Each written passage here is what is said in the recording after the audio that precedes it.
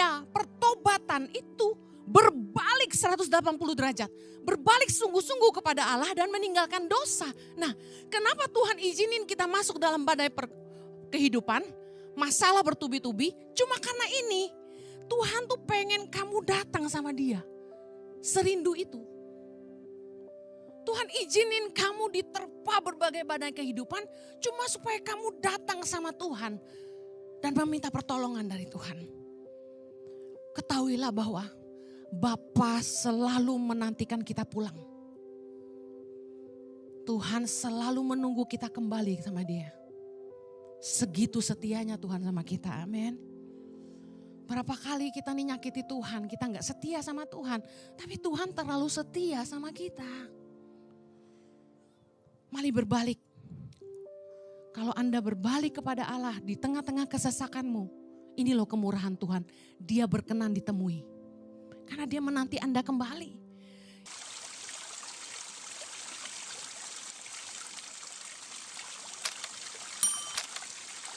Nama Tuhan, Anda diberkati? So excited. Yesaya 30 ayat 15. Kita baca sama-sama. Sebab beginilah firman Tuhan Allah yang Maha Kudus Allah Israel. Dengan bertobat dan tinggal diam, kamu akan diselamatkan. Dalam tinggal tenang dan percaya terletak kekuatanmu. Tetapi kamu enggan. Dalam terjemahan Net Bible, saya ambil Net Bible karena pengertiannya sangat luar biasa. Kita baca sama-sama. For this is what the Master, the Lord, the Holy One of Israel says. If you repented and passionately waited for me, you would be delivered.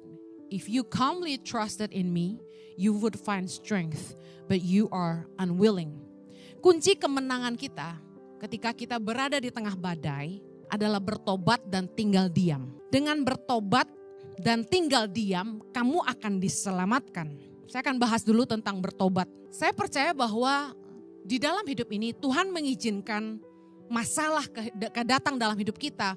Pergumulan, badai, tantangan datang dalam hidup kita. Ada yang tujuannya bagi beberapa orang adalah supaya mereka bertobat. Yesaya 59 ayat 1-3. Judul perikopnya jelas, dosa adalah penghambat keselamatan. Ayat pertama dibilang ini, sesungguhnya tangan Tuhan tidak kurang panjang untuk menyelamatkan dan pendengarannya tidak kurang tajam untuk mendengar. Tetapi yang merupakan pemisah antara kamu dan Allahmu ialah segala kejahatanmu. Dan yang membuat dia menyembunyikan diri terhadap kamu sehingga ia tidak mendengar ialah segala dosamu. Sebab tanganmu cemar oleh darah dan jarimu oleh kejahatan, mulutmu mengucapkan dusta, lidahmu menyebut-nyebut kecurangan. Sekali lagi Tuhan mengizinkan badai kehidupan datang dalam hidup kita. Tujuannya supaya kita bertobat. Saya tahu bahwa kita tidak boleh saling menghakimi ketika ada orang yang kena musibah, terus langsung kita bilang, dosa apa lu? Orang Kristen kan suka gitu ya. Kalau orang ada musibah tuh nomor satu tanya, lu dosa apa gitu. Misalnya usahanya bangkrut atau usahanya macet, langsung bilang gini, gak bayar perpuluhan sih lu. Penghakiman melulu. Enggak gitu. Ada sebagian orang yang menghadapi masalah karena mereka hidup dalam dosa. Karena mereka hidup dalam kejahatan. Nah seringkali gini, anak Tuhan itu suka kompromi dengan dosa. Apa gak tahu firman? Tahu firman. Apa gak dengar khotbah? Dengar khotbah. Tapi kita tahu dan be real, banyak anak Tuhan yang meskipun ngerti kebenaran, gak semua hidup dalam kebenaran.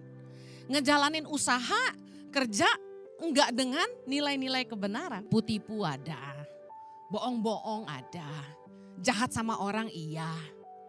Bersyukurlah kalau Tuhan mengizinkan badai pertobatan itu datang.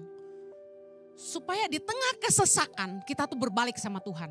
Karena udah no choice. Daripada Tuhan membiarkan kita bermain-main dengan dosa lalu kita binasa. Tuhan mau kita diselamatkan, katakan amin. Tujuan Yesus datang ke dunia untuk menyelamatkan kita.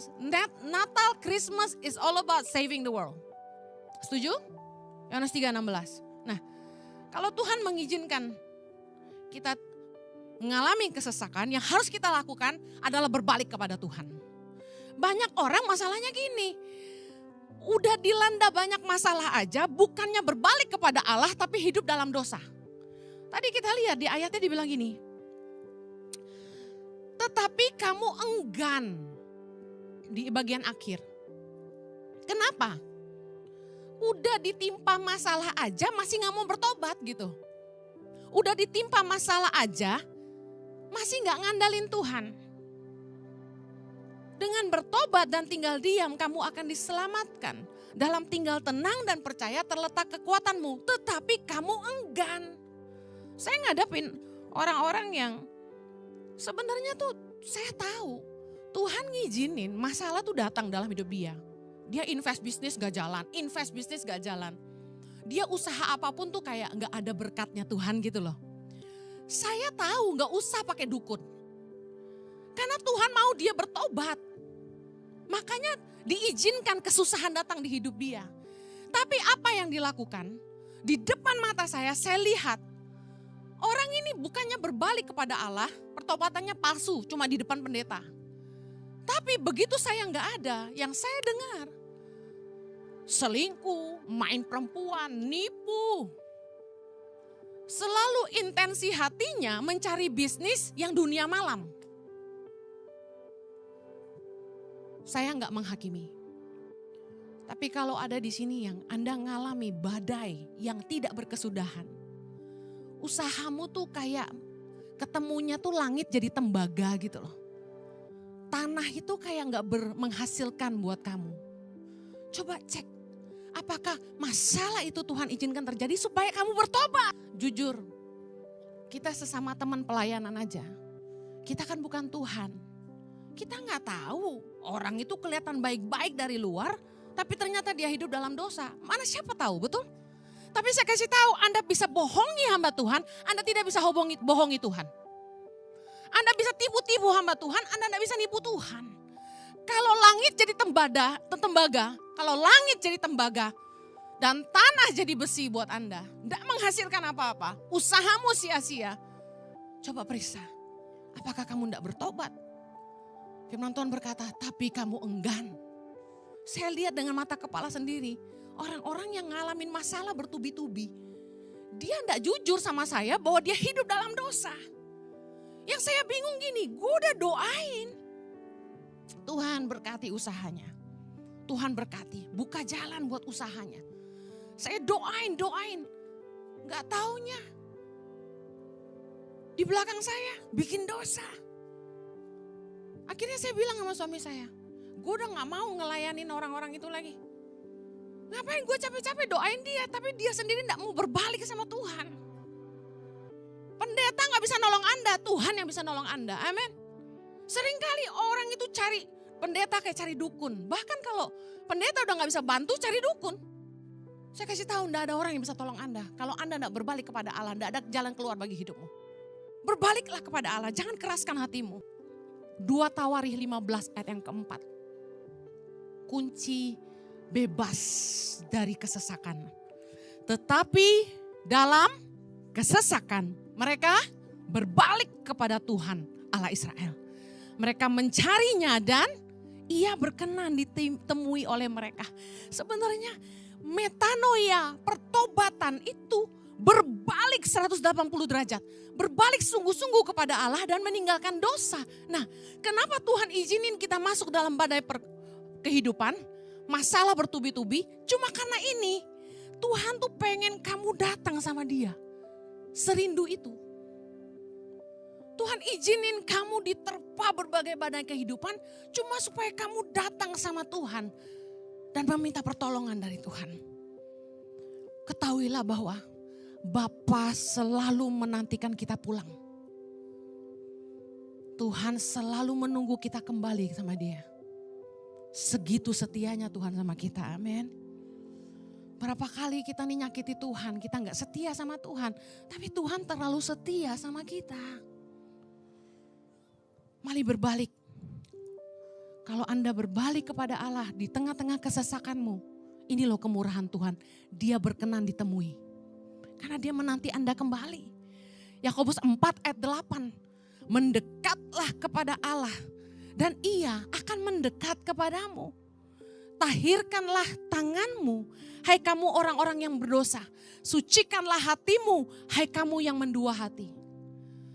Sekali lagi masalah datang cuma supaya kita pulang sama Tuhan. Masalahnya kita seringkali enggan. Kunci pemulihan atas masalah kita cuma berbalik kepada Allah. Merendahkan diri, bertobat cari Tuhan. 2 Tawarikh 7 ayat 14 berkata, maka aku akan mendengar dari sorga dan mengampuni dosa mereka serta memulihkan negeri mereka. Yang mau diampuni dan dipulihkan Tuhan katakan amin. Yang berikutnya tadi tentang bertobat, nah sekarang tentang tinggal diam. Di tengah-tengah kesesakan, apa maksudnya Tuhan kita disuruh tinggal diam? Apa kita gak usah kerja? Gak punya kerjaan, kebutuhan jalan terus kita suruh diam? Enggak gitu. Dalam terjemahan Net Bible dikatakan gini, patiently waited for me. Yang artinya apa? Belajar menantikan Tuhan dengan sabar. Ada beberapa pengertian di sini. Yang pertama, kita harus percaya waktu kita berdoa Tuhan sedang bekerja. Patiently waited for me kata Tuhan. Artinya gini, sabar dong, Tuhan lagi kerja. Kita tuh apa-apa maunya instan. Tuhan gak jawab doa saya. Tuhan ini gak dengar doa saya. Sabar dong. Patiently waited for me kata Tuhan. Sabar menantikan Tuhan bekerja. Percayalah. Sepertinya masalah kita, proses kita kayak gak selesai-selesai. Tapi sebenarnya Tuhan gak pernah berhenti bekerja buat kita. Waktu saya lagi siapin firman Tuhan ini, tiba-tiba ayat ini muncul.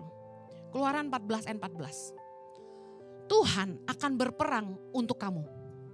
Dan kamu akan diam saja. Wow. Apa artinya? Kadang-kadang tuh masalah yang kita hadapin, kita ketemu sama orang-orang kuat, orang-orang hebat, orang-orang jahat yang secara daging kita gak berdaya. Secara manusia kita gak mampu. Tapi kalau kita belajar menantikan Tuhan dengan sabar, menunggu Tuhan bekerja dengan sabar. Firman Tuhan bilang ini, Tuhan akan berperang untuk kamu. Tuhan kasih pengertian sama saya. Nggak usah balas kejahatan orang dengan kejahatan. Kamu diam aja. Tuhan yang akan bekerja. Yosua 23 ayat 3 bilang gini. Dan kamu ini telah melihat segala yang dilakukan Tuhan Allahmu kepada semua bangsa di sini demi kamu. Sebab Tuhan Allahmu dialah yang telah berperang bagi kamu. Banyak ayat tentang Tuhan berperang bagi kamu. Tuhan berperang bagi kamu. Anda tahu di alam roh. Ini banyak peperangan yang terjadi. Tangan pengharapan berperang melawan roh kemiskinan dan kebodohan yang melanda Indonesia. Gak heran selalu diganggu. Gak heran banyak tantangan. Karena roh kemiskinan itu menguasai bangsa Indonesia. Dan ketika kami melakukan tangan pengharapan yang tersebar luas di seluruh Indonesia, khususnya di kantong-kantong Kristen, umat Kristiani, kita sedang berperang melawan roh. Firman Tuhan berkata, peperanganmu bukanlah melawan roh dan darah dan daging, tapi melawan roh-roh di udara. Kita ngapain orang Kristen? Berantem kanan kiri, berantem sama adik, berantem sama kakak, berantem sama orang tua, berantem sama tetangga. Ngurusin yang gak penting-penting. Ngurusin tuh yang lebih apa sih? Bermanfaat dan patriotik gitu loh. Ngurusin bangsa dong, ngapain? CRT ribut gitu kan. Peperangan kita itu melawan roh-roh di udara. Nah, waktu saya nih sebagai manusia kayak ngerasa gak sanggup dengan visi yang Tuhan kasih ke saya gitu. Ada orang yang berpikir, Bu Heni ini bikin-bikin. Masa mau melahirkan 1000 pemimpin buat Indonesia? Saya kasih tahu, itu bukan visi dari saya.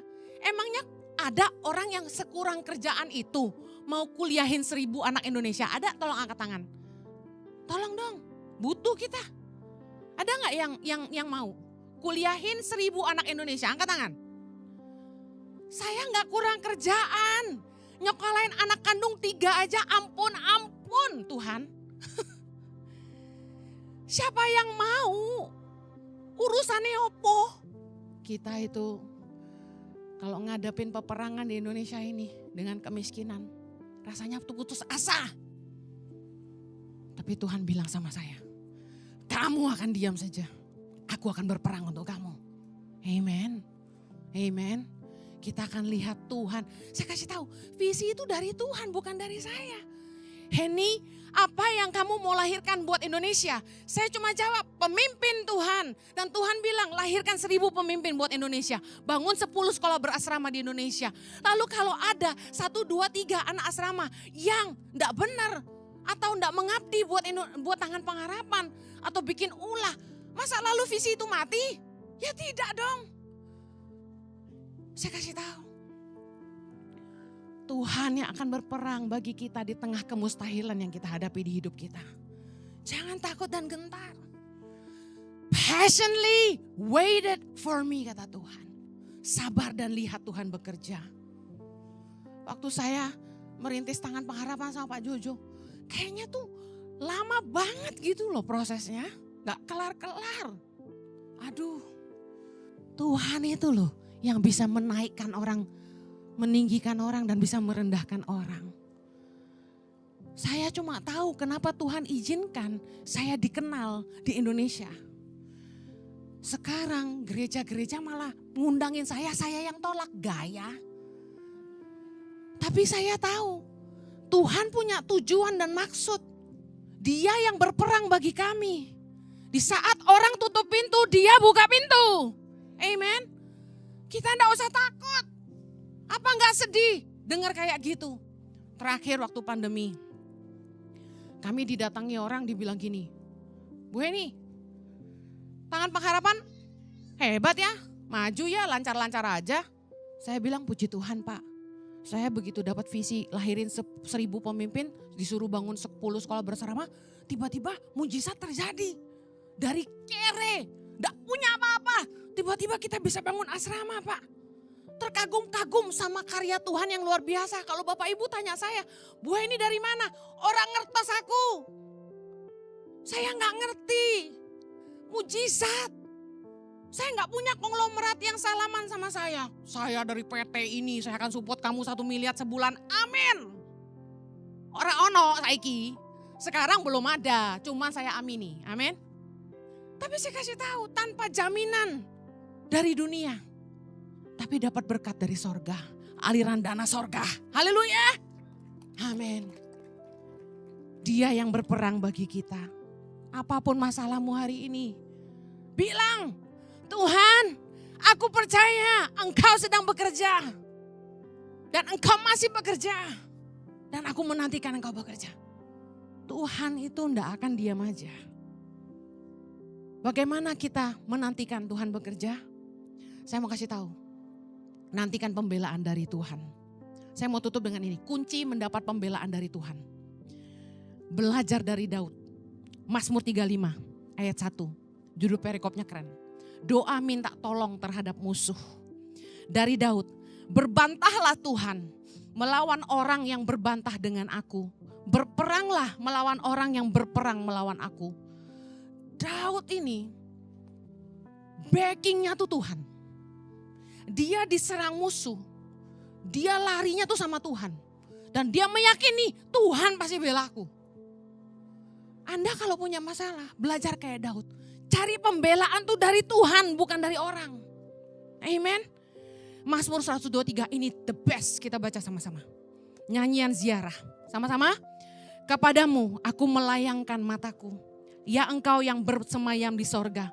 Lihat seperti mata para hamba laki-laki memandang kepada tangan tuannya. Seperti mata hamba perempuan memandang kepada tangan nyonyanya.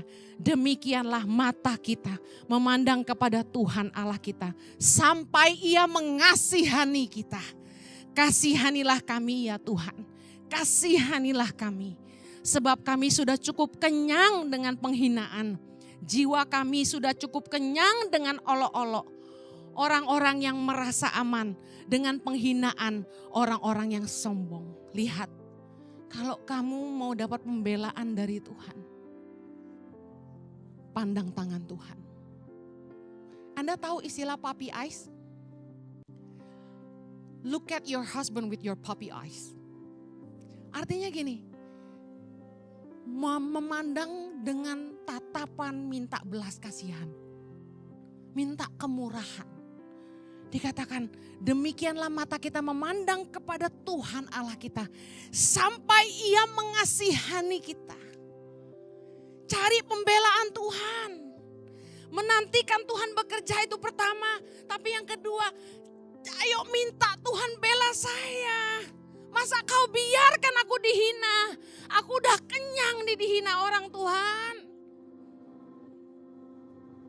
Dengar baik. Berharap sama Tuhan tuh kayak gitu. Ngomong sama Tuhan. Saya waktu disakiti sama orang, saya ngadu sama Tuhan. Awas tuh Jajat sama gue laporin sama bapak gue loh. Loh iya dong, anak kecil aja bisa ngerti. Kok kita gak ngerti? Saya dijahatin sama orang, saya duduk di pinggir ranjang, saya nangis. Tuhan, aku sakit, aku luka. Aku luka banget diomongin gitu. Masa janjimu dalam hidupku diketawain Tuhan? Masa engkau diam aja? Terus habis doa minta pembelaan Tuhan, saya langsung mikir gini, kalau dia dihukum Tuhan gimana? Saya ganti doa saya, Tuhan tapi ampuni dia. Karena dia gak tahu apa yang dia perbuat. Karena saya takut Tuhan hukum orang itu gitu kan. Dengar. Jangan jahat sama orang. Kalau Anda mau dibela Tuhan.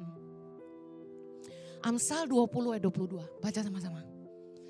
Janganlah engkau berkata, aku akan membalas kejahatan. Nantikanlah Tuhan, Ia akan menyelamatkan engkau. Anda pernah, di sini ada yang punya anak, angkat tangan. Nah, anakmu waktu kecil, kalau berantem, kamu bela kakak atau adiknya? Pasti adiknya, ya kan? Saya kasih tahu, kita pasti bela anak yang dibully. Kita pasti bela anak yang lemah, benar nggak? Ini anak bungsu bangga. Saya kasih tahu, kita akan lebih membela yang lemah. Kita pasti akan lebih membela yang baik. Contoh nih, saya punya teman, anaknya tuh gini. Ciciknya kakaknya tuh baik banget. Tapi adiknya nih nuakal banget. Ciciknya dipukulin, digigit, ditonjok gitu. Mamanya, jangan. Belain cicinya. Jarang nih yang kayak gini nih. Tapi karena dia lihat cicinya enggak melawan. Cicinya baik. Cicinya sayang adiknya. Adiknya pukulin dia, tendangin dia. Jenggut dia. Dia cuma tahan pegang tangannya gini. Kesian banget tuh cicinya. Pengen tak jitak tuh adiknya. Gemes aku.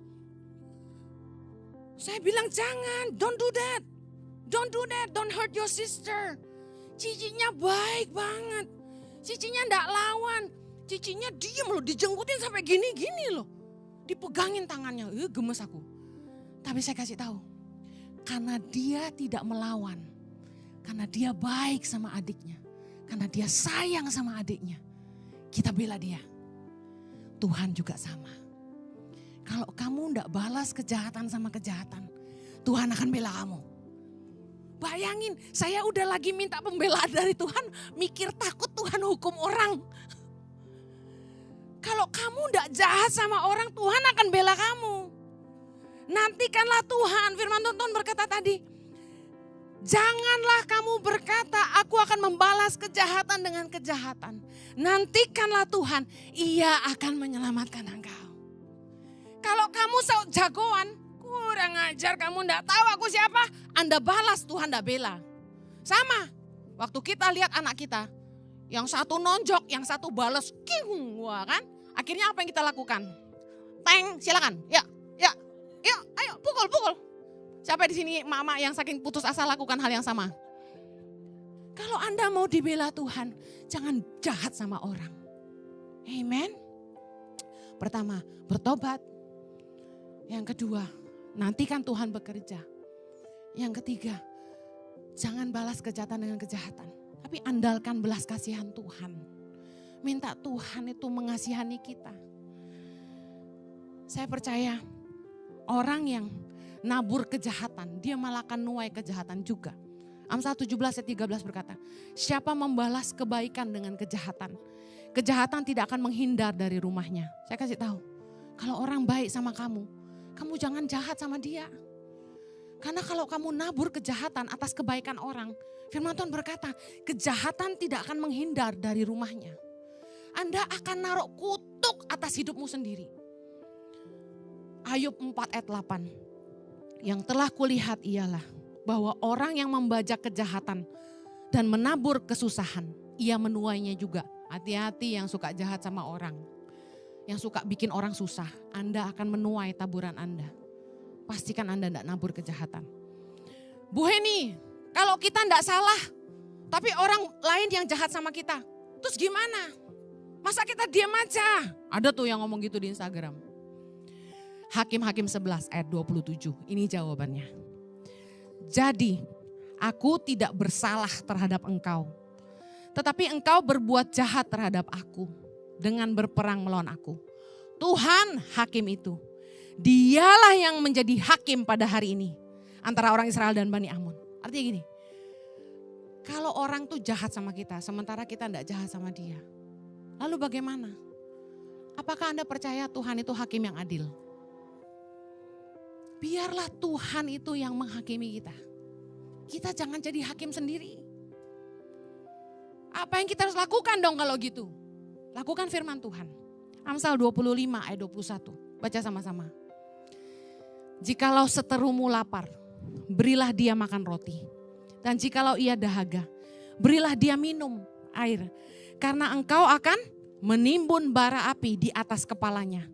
Dan Tuhan akan membalas itu kepadamu. Apa artinya menimbun bara api? Artinya gini, kamu waktu orang jahat sama kamu dan kamu balasnya baik, kasih dia makan waktu dia lapar. Musuh itu jahat sama kamu, waktu dia lapar kamu kasih makan. Waktu dia haus kasih minum. Waktu dia susah kamu tolong dia. Kamu lagi bilang gini, bara api itu, Tuhanlah yang akan membalas semua perbuatanmu. Pembalasan itu dari Tuhan dan bukan dari saya. Amen.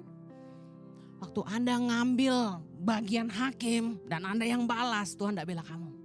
Tapi waktu kamu balas kejahatan dengan kebaikan, kamu naruh bara api di atas kepala orang itu dan berkata, pembalasan itu dari Tuhan, bukan dari saya. Bukankah Yesus juga mengajarkan yang sama? Lukas 6, kasihilah musuhmu, ayat 27 sama-sama. Tapi kepada kamu yang mendengarkan aku berkata, kasihilah musuhmu dan berbuatlah baik kepada orang yang membenci kamu. Mintalah berkat bagi orang yang mengutuk kamu. Berdoalah bagi orang yang mencaci kamu. Kalau orang jahat sama kita, Anda cuma perlu memastikan Anda tidak jahat sama dia. Selebihnya serahin sama Tuhan. Ingat di tengah badai apa yang Anda harus lakukan? Pertama, bertobatlah. Coba periksa, apakah cara-cara bisnismu salah? Ada orang yang nipu duit orang. Lalu dia makan uang hasil tipuan itu untuk hidup foya-foya.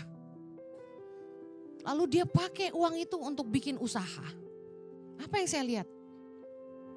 Tidak ada berkat Tuhan di situ. Dan saya nasihati, bahkan suami saya nasihati. Sebaiknya kembalikan uang-uang orang yang Anda ambil.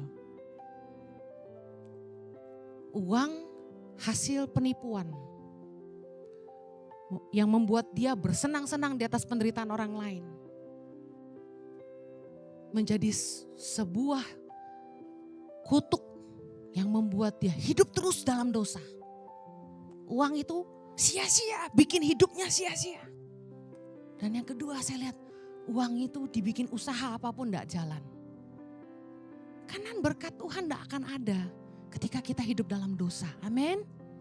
Tangan Tuhan tidak kurang panjang, telinga Tuhan tidak kurang peka mendengar. Tapi yang jadi penghalang antara kita dengan Tuhan adalah dosa. Saya tidak tahu keadaan Anda. Tapi kalau Anda terus dalam pergumulan, mungkin ada masalah hutang karena tidak bijak mengelola keuangan. Mungkin ada masalah lain-lain.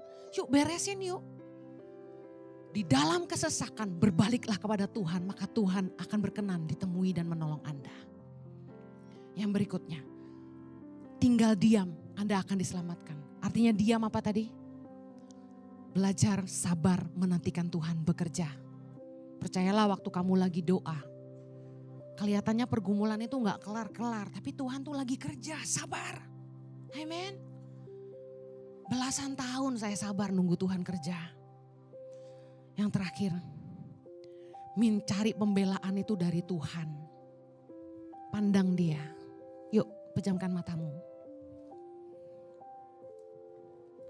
Biarlah kita jadi hamba yang memandang kepada tangan Tuannya. Sampai kita mendapat belas kasihan dari Dia.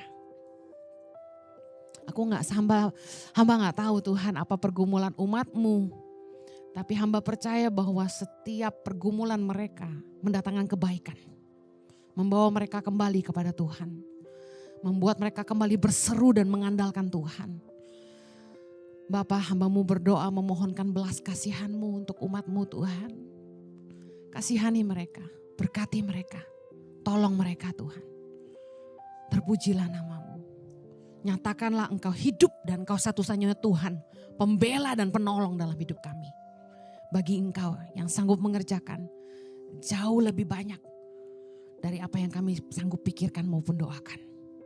Hamba-Mu menyerahkan umat-Mu ke dalam tangan-Mu. Hanya di dalam nama Yesus yang diberkati Tuhan, sama-sama katakan.